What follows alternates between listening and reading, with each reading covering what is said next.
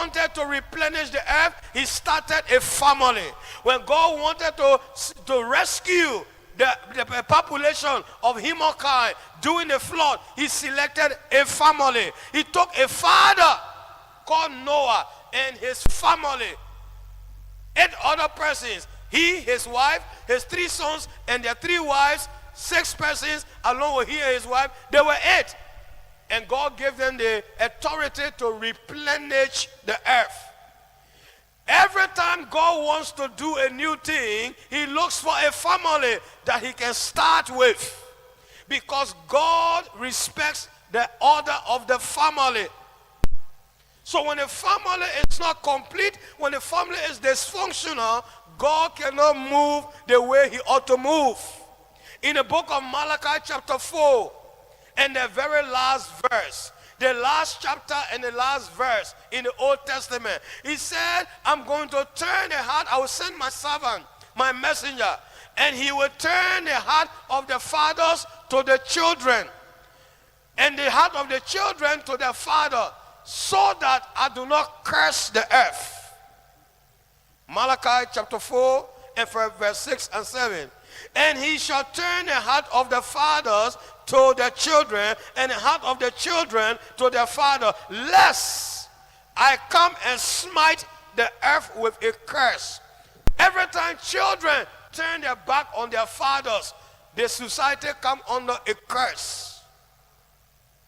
Because he that curse his father and curse his mother, it will not go well with him. So when we talk about honoring fathers, it's time to appreciate them. It's time to celebrate them. It's time to make sure we sow into their lives. It's time to remember them for their good deeds in us. But you see, the Bible says we should not punish them, neither should we curse them, but we should bless them, we should remember them, we should allow them to bless us. Because if they do not bless us, life may be difficult for us. In Ephesians chapter 6 and verse 1 to 2 and 3, he said, children, obey your parents in the Lord, for it is right. Honor your father and your mother.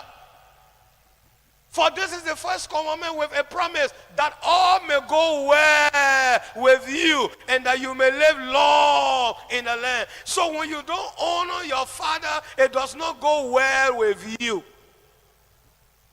That's what the Bible says.